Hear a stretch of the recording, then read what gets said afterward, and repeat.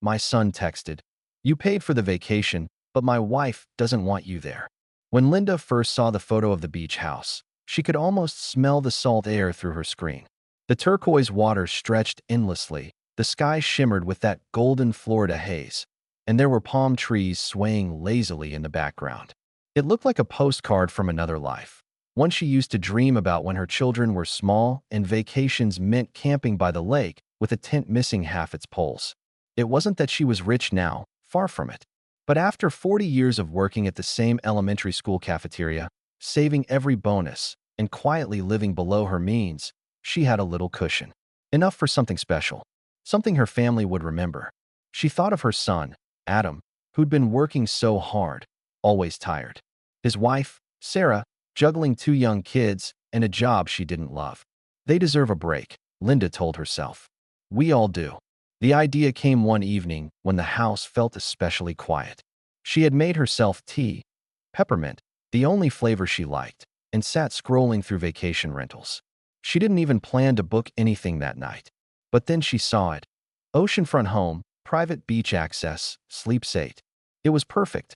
She imagined the kids running into the waves, Adam grilling fish by the water, Sarah finally smiling again instead of sighing at every small thing. She imagined laughter, the kind that used to fill her house before everyone grew up and drifted into their own orbits. So she did it. She booked the house, a deposit that made her heart skip when she clicked confirm, but it felt right. She could already picture the sunlight spilling through the big kitchen windows, the sound of the ocean outside. She messaged Adam that night. "Honey, I've rented a beach house for us all in June. My treat, 7 days, oceanfront in Florida. It'll be wonderful." The typing bubbles appeared, then disappeared. After a minute, a reply. "Wow, Mom. That's really generous. Are you sure?" She smiled. "Of course I'm sure." She didn't even notice the pause before his next message. "I'll talk to Sarah and see if that week works." The next morning she called her best friend, Denise, to tell her the news. Denise laughed and said, "You're too nice, Linda. I hope they appreciate this." "Oh, they will," Linda said softly, though something in her chest tightened for a moment. A small flicker of uncertainty she brushed aside. The weeks passed quickly. Linda spent her evenings planning menus, making lists, even ordering matching beach towels with everyone's initials embroidered in blue. She loved details. It made her feel close to them, even from afar. When she called Adam to finalize flights, he seemed distracted. He said they were sorting a few things out with the kids' schedules, that Sarah was checking work vacation dates. But she sensed hesitation in his voice, something unsaid. "Just let me know when you're ready," she told him. "I'll handle all the logistics. You just come and relax." He thanked her, though his voice carried that polite distance that had grown between them over the last few years. She missed when he used to call her Mama, when he'd stop by just to talk. Now it was mostly texts and brief calls on Sundays. Still, she believed this trip could bring them back together, a chance to laugh again, to be a family. She imagined herself on the porch of that beach house, coffee in hand, the sound of her grandchildren playing in the sand. The image was so vivid, she could almost feel the warmth on her face. It was the dream that carried her through the long winter months. One afternoon, while she was folding laundry, her phone buzzed. A message from Adam. "Hey, Mom. Quick question. How much was the place?" Sarah was wondering. She smiled, thinking maybe they were just curious. She replied, "Don't you worry about that. It's my treat. I've been saving for something special." A few minutes later came another message. "Wow, that's a lot, Mom. You really shouldn't spend that kind of money on us." She hesitated, then wrote back, "It's not spending, it's sharing. You're my family." He didn't reply after that. Linda stared at the phone for a while, feeling an odd hollowness. But she shook it off, telling herself he was just busy. Families were complicated. She knew that better than anyone. So she kept planning. By spring, everything was ready. The reservation paid in full, flights booked, activities chosen. She even printed a little itinerary with everyone's names, a small map of the local area, and Grandma's beach menu on the back. She sealed the papers in envelopes with starfish stickers and mailed them out with a smile. It was supposed to be perfect. But then, 3 weeks before the trip, she got the message that changed everything. Linda went to bed that night with the printed itinerary under her pillow the way she used to tuck love notes from James when they were newly married. It made her feel ridiculous and young in the best way, like the world still held small surprises. She slept with the window cracked open. The Florida humidity, the warmth she imagined waiting for them in June, felt like an early promise. Morning came with the ordinary rituals: coffee, the crossword, a slow stretch of fingers that still remembered the feel of dough, and school hot lunch trays. She checked her phone more than usual, the way you check a mailbox when you expect a letter. At noon, while unloading groceries, a text lit the screen. It was from Adam. Mom, listen. Sarah and I talked. We decided it's better if this one is just us. Family time, you know. We don't want too many plans or people. It'll be simpler. He added a short follow-up. You already did a lot, Mom. You covered the house. Maybe next time. The words were polite, careful, like someone wrapping a hard truth in tissue paper. Linda stood frozen in her kitchen with a bag of tomatoes in one hand, the grocery list fluttering to the tile. The room filled with a silence so loud she could hear her own breath, the hum of the refrigerator, the clock ticking across the mantel. For a second the world seemed to tilt, not violently but subtly, as if some central axis had shifted a fraction and everything familiar would never sit quite the same. She read the messages again, slower this time, searching for a mistake in the punctuation, an accidental send, some human awkwardness that would let her dismiss it. There was none. No typo. No funny autocorrect mishap. Just the clean practicality of exclusion. She didn't reply. She had learned, over years of mothering, to hold herself steady in the small catastrophes. If Leo skinned his knee, you didn't make a scene. You kissed it, bandaged it, and moved on. But this wasn't a skin knee. This was a quiet amputation, taken not by malice, she told herself, but by convenience. They wanted their image of family time without the complication of the woman who paid for it. Around 3, the phone buzzed again. This time a thread message, a photo of matching straw hats, captioned "Family Only, Can't Wait," from Sarah's account. The image looked like a cutout from a lifestyle magazine. Perfect kids smiling in filtered light, luggage stacked with ribbons, everything staged to be effortless. Linda stared at it until the colors blurred into one indifferent smear. She sat down at her small kitchen table and let the printed itinerary fall into her lap. The envelopes with starfish stickers lay untouched, each one a tiny paper altar of hope. For years she had been the keeper of details, the one who noticed what kind of ice cream Leo liked, who remembered which nephew was allergic to peanuts. Planning had been a language of love for her. Someone had once told her that the way to someone's heart was through their stomach. She'd taken it literally, folded it into lists and labeled zip-top bags and ironed matching shirts. Now the lists felt naive, like blueprints for a house someone else quietly decided they did not want to live in. She reached for the phone, imagined the sentences forming in her head. I'm hurt. Why exclude me?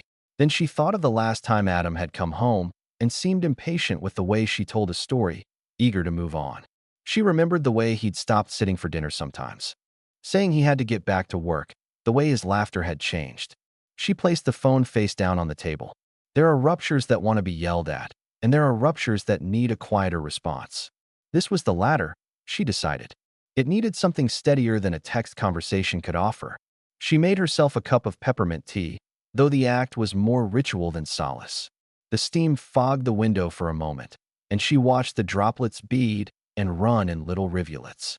Outside, a neighbor's dog barked and a school bus went by, bright yellow and oblivious. Life went on. People still cried over small things and mended them with time.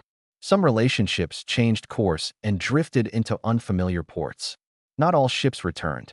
She thought of James and how he used to say you could tell a person's true nature by how they treated others when there was nothing to gain. He had been blunt sometimes, but he had been fair. He had never used generosity as leverage. Linda found herself comparing what they had been to what she had become in Adam's life. Not a partner in memory, but a ledger entry. It was a cold sunset to find herself listed under expenses. For a day she wandered inside her house like a ghost with a map she no longer recognized. She put away the groceries, prepared a simple dinner for herself, but found she could not bring herself to open one of the envelopes with the itinerary. Each one felt like a promise to a ghost. She reread old messages, not to find solace. There was none there, but to trace the arc of their distance. There had been small betrayals before, a forgotten birthday, a missed call. Those were different. They were accidents, the kind that happen in ordinary lives. This felt intentional. It felt like exclusion, deliberate and deliberate in its politeness. That evening she called Denise. They spoke for an hour. Denise listened without interrupting, her voice a steady hand across the line.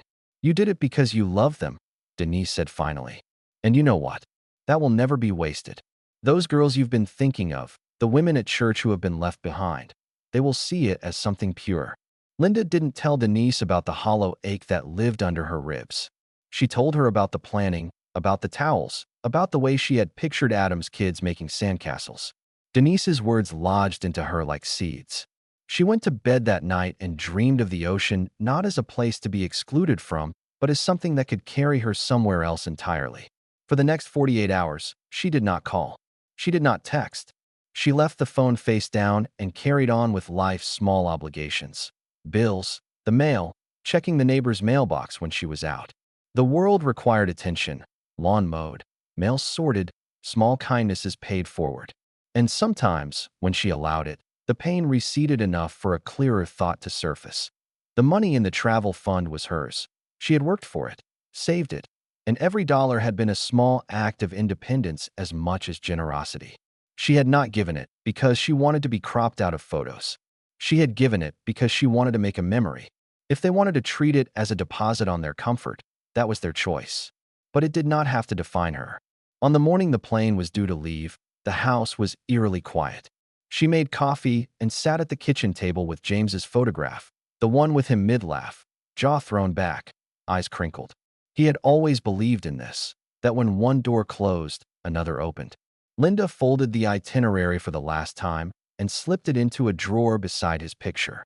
She clicked open her banking app and stared at the numbers. The travel fund account with its neat balance, the transactions logged like careful footprints across sand. Her finger hovered over the settings tab the way a pianist hovers above a key. The option was there: freeze linked transactions, pause outgoing charges, require manual authorization. One click would stop the machine that was about to carry their vacation away without her. She felt a curious lightness in her chest as she made the decision. It was not anger that guided her. It was the steady, clear recognition of boundaries. Not revenge, not a desire to teach them a lesson. It was, simply, self-respect translated into action. The little blue toggle slid from on to off. A confirmation pinged. Freeze mode activated. Manual authorization required to resume. She closed the app, took a sip of coffee, and let the taste be both bitter and honest. Outside, a child's bicycle leaned against a fence, and a woman passed by with a tray of mail. Linda felt the edges of her world realign. She had not shouted. She had not raised her voice. She had done something quieter, something final in its own way. When Adam began to call, first a text asking if she'd seen anything odd on her end, then voice messages that escalated in urgency. She listened to the first one and then put the phone down. He pleaded for a quick check. "Can you look, Mom? The card's not going through. I don't understand." The next voicemail softened into something that almost sounded like a request for reconciliation and not restitution. "I'm sorry, Mom. Can we talk?" She did not call back. Instead, she opened a blank document on her laptop and wrote at the top of the page, "Those who deserve to be seen." She typed names. Women she knew who had been quietly overlooked. The widow who still brought a photo of her late husband to Sunday coffee. The neighbor who had never been to the ocean. The woman at church whose children rarely visited. She wrote one line beside each name. "Hawaii? Florida? Let's go." Then she closed the laptop, folded the list into her wallet, and slept as if some internal tide had finally turned. By noon, the messages had multiplied. By evening, the table had been canceled and the airline had reversed charges. The refund notifications dripped back into her account across the next few days like coins returned to a fountain. They were hers again, not by right, by the economy of her choices. She sat on the porch swing with a mug of tea and watched the neighborhood move through its ordinary rhythms. The mail carrier, the teenager jogging, the sound of somewhere else's family laughing. When the dust settled, Linda realized something she had not allowed herself to see before. Generosity is not an instrument that obliges reciprocity. It is a reflection of who you are. And sometimes, when people reveal themselves to be ungrateful or entitled, It becomes a kind of gift to let them be who they are without you in the background to prop them up. That evening, with the blue toggle still set to freeze, she opened a new notebook, wrote the names again: Carol, Denise, June, Rosa, and beneath them, a sentence: "We will make new memories. We will be seen." She put the pen down and looked at James's photo. And for the first time since the message, she smiled in a way that had nothing to do with being forgiven. She had not lost a vacation. She had been invited to a new kind of life. The first thing Linda noticed when she arrived was the sound. The ocean wasn't gentle, it roared. Waves crashed rhythmically, a steady, living pulse that echoed in her chest. She stood at the edge of the wooden porch, suitcase still in hand, and stared at the endless stretch of blue. The sky looked like polished glass, sunlight flickering across the water. For a moment, she forgot the ache that had settled in her since Adam's message. For a moment, she could almost believe she was exactly where she belonged. The house itself was beautiful, too beautiful maybe. Whitewashed walls, a wide deck, tall palms casting thin shadows over the sand. Every detail looked like something from the photo she had fallen in love with. Except now, she was standing in it, alone. Inside, the air smelled faintly of salt and new paint. She set her bag down, walked through each room: the big kitchen with marble counters, the master bedroom with its ocean view, the kids' room with bunk beds. She paused at the last one, running her fingers along the tiny ladder.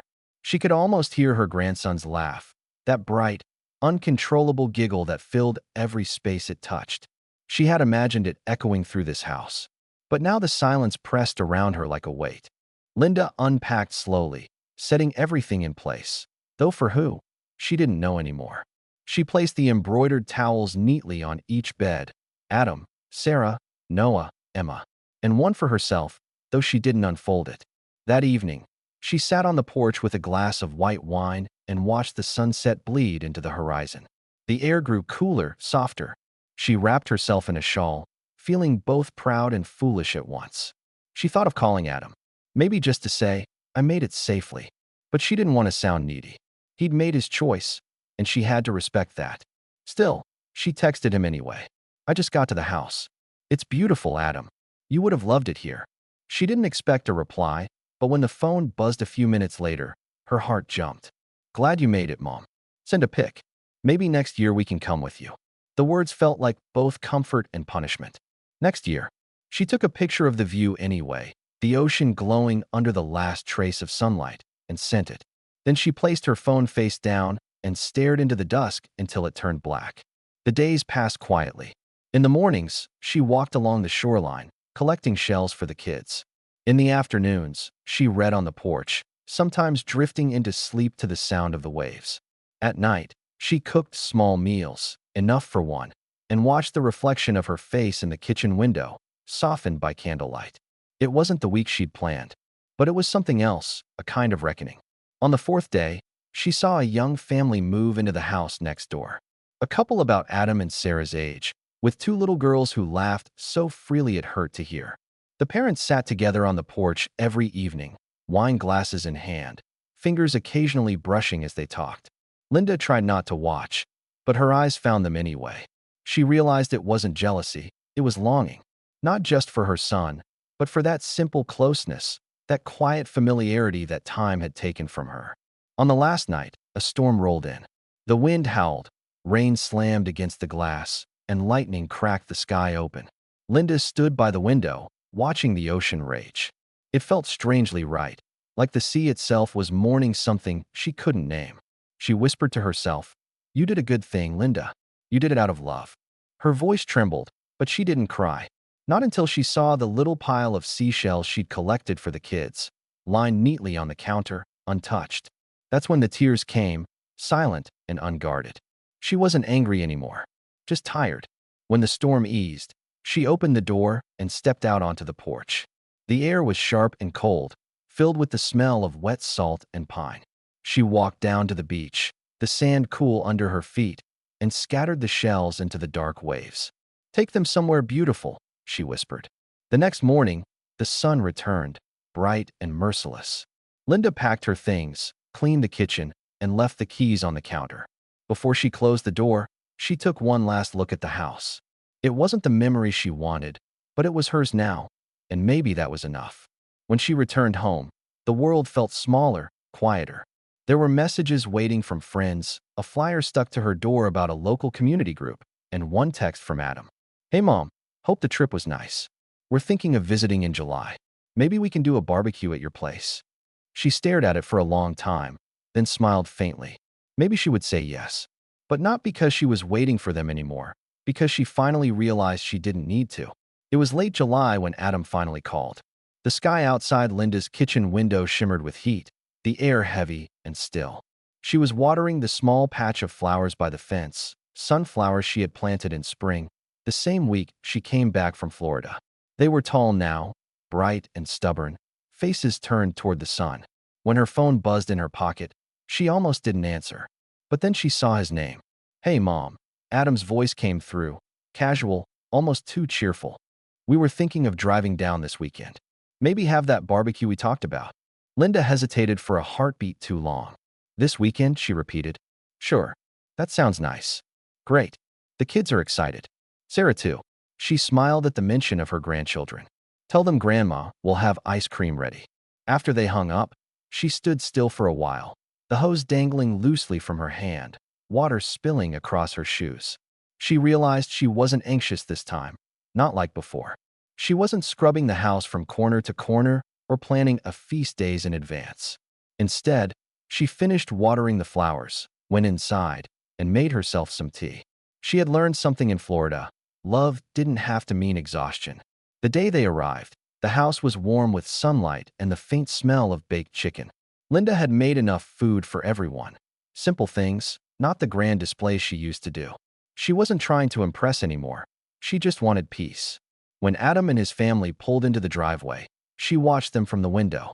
The kids jumped out first, Noah and Emma, running toward her with wide smiles. "Grandma," they shouted in unison. Linda knelt, arms open, and they crashed into her with that fierce, honest love only children know. She held them close, breathing in the scent of sunscreen and summer. Then Sarah appeared, carrying a tray of drinks and that polite, careful smile Linda knew too well. "Linda, thank you for having us," she said. "Of course, sweetheart," Linda replied. "It's good to see you." When Adam came last, he hugged his mother lightly. Too lightly, but his eyes held a kind of quiet guilt. He didn't mention the trip, and neither did she. They settled in the backyard. The grill sizzled, the kids played in the sprinkler, and for a while, everything felt easy. Linda sat on the porch, watching the sunlight flicker through the trees. She listened to the sound of Noah's laughter, the same laugh she had imagined echoing through that empty beach house months ago. Adam joined her, 2 beers in hand. He offered one, and she took it. "Nice to finally do this," he said, sitting beside her. "Yes," she answered simply. "It is." They sat in silence for a while. Then Adam exhaled slowly, his shoulders slumping.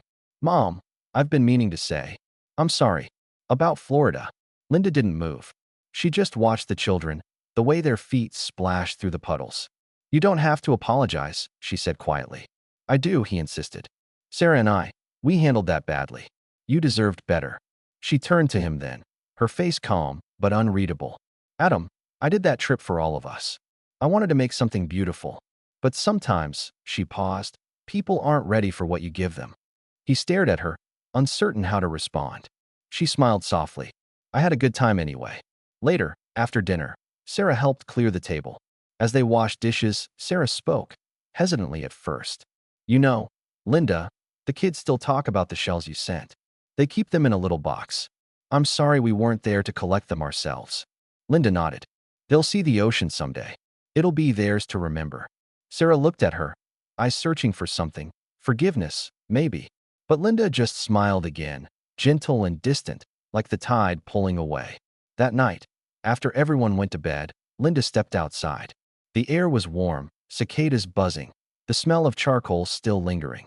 She looked up at the moon, full and bright, and thought about the ocean, about that house in the storm and how small she had felt standing there. Now, she didn't feel small anymore, just steady. She had learned to stop chasing love that didn't meet her halfway. In the morning, when Adam came down for coffee, he found his mother already in the garden, pruning the sunflowers. She looked up and smiled. Leaving soon, she asked. Yeah. Sarah wants to beat traffic. He hesitated. You should come visit us in the fall. The kids would love that. She nodded. We'll see. He looked like he wanted to say more, but didn't. Instead, he walked over and hugged her properly this time. Tight. Lingering. I love you, Mom. I know, she whispered. When their car disappeared down the street, Linda turned back to her garden. The sunflowers swayed gently in the breeze, tall and golden. She reached out, touched one of the blooms, and smiled to herself.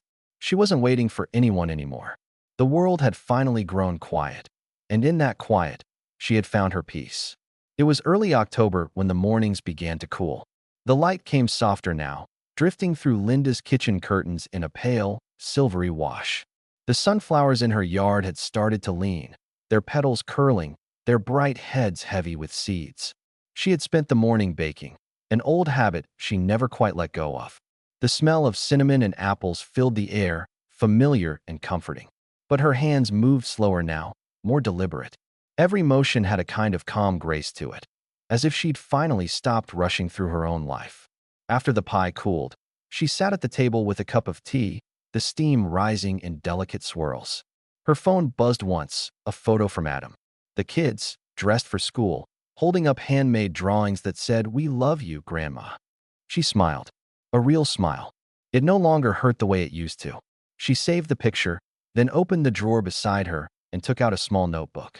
Inside were notes, half-finished recipes, bits of poetry she copied from magazines, and at the back, several pages written in her own careful handwriting. It was a letter, one she had started in July and rewritten many times since. A letter she never meant to send. Dear Adam, I don't know if you'll ever read this. Maybe it's better if you don't. There are things I've wanted to say, but life has a way of softening words until they lose their urgency. When you were little, you used to collect things, rocks, feathers, bottle caps, anything you could hold in your hand and call your own. I kept them all in a jar on the shelf. You told me once, these are my treasures. I think, for a long time, I thought of our family the same way, something I could keep safe just by holding on tightly enough. But families don't fit in jars. They change, move, drift. You raise them to let them go, not to keep them. When I booked that house in Florida, I wasn't trying to buy happiness. I just wanted to bring us together, maybe to touch what we'd lost without realizing it. But love isn't something you can schedule on a calendar. That week, standing by the ocean, I felt foolish at first. I thought I'd wasted my money, my hope, my heart. But then, as I watched the waves erase my footprints, I realized something. The love I gave wasn't wasted. It just changed shape. Sometimes love doesn't return to you the way you expect. Not as gratitude, not as closeness, not even as words. Sometimes it comes back quietly, years later, in the way someone remembers your kindness when they need it most. I don't need you to feel sorry anymore. I don't need apologies or explanations. I just want you to know, I'm okay. Truly. You and Sarah are doing fine. The kids are growing. That's all a mother really hopes for in the end. Just promise me one thing. When Emma is my age and she calls you just to talk, don't make her wait for a better time. Because one day, time runs out and you'll wish you'd answered sooner. With love, Mom. Linda set down her pen, reread the words once, and closed the notebook. She didn't cry this time. The letter wasn't a wound anymore. It was a closure. Outside, the wind had picked up, scattering sunflower petals across the yard. She stepped out onto the porch, notebook still in her hand, and watched them drift like golden snow. The sky was pale and endless. Somewhere, far away, waves were breaking on a shore she could almost hear if she closed her eyes. She smiled, a quiet, private smile, and whispered, "Thank you, Florida." Then she went back inside, placed the letter in a drawer, and started a new page in her notebook. At the top, she wrote, "Next summer, somewhere new."